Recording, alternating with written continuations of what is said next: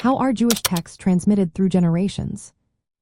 Have you ever wondered how Jewish texts have been passed down through the ages? The journey of these sacred writings is rich and fascinating. It all begins with the giving of the Torah to Moses at Mount Sinai.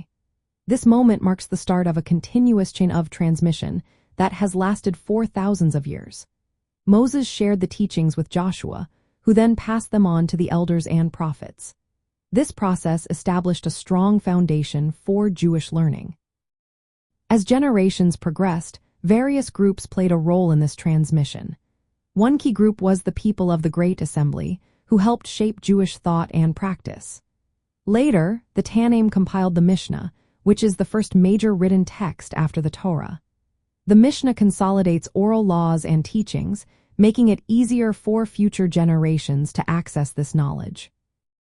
Transmission occurs through both oral and written methods. Oral tradition is vital in Jewish education. Teachers, such as rabbis and elders, pass knowledge directly to their students. This method emphasizes memorization, interpretation, and discussion. It ensures that laws, stories, and ethical teachings are understood and adapted to new circumstances while staying true to their origins. On the written side, Jewish scribes known as Masoretes played a critical role between the 7th and 11th centuries of the Common Era. They focused on preserving the Hebrew Bible, also known as the Tanakh. The Masoretes developed a precise system for copying texts, which included adding vowel markings and cannellation notes. This practice helped maintain correct pronunciation and meaning over time, especially as Hebrew ceased to be a spoken language. The Masoretes followed strict rules for transcription. They used specific ink and parchment, verified every letter against existing copies, and counted letters and words to avoid mistakes. This attention to detail reflects the deep respect for these sacred texts within Jewish tradition. Education and study are central to Jewish life. Families emphasize teaching children prayers, Torah stories, and laws from a young age. This often begins with simple texts and gradually progresses to more complex ones as children grow. Home-based learning is complemented by formal study in synagogues and yeshivot, which are Jewish religious schools.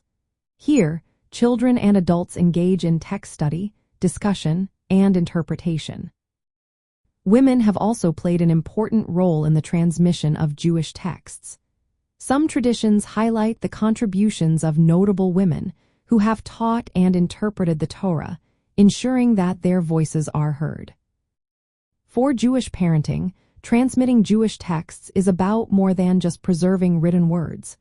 It involves nurturing a living tradition through study, discussion, and practice. Parents are encouraged to create an environment where children regularly encounter Jewish texts. This helps them learn to ask questions and develop a personal connection to the teachings.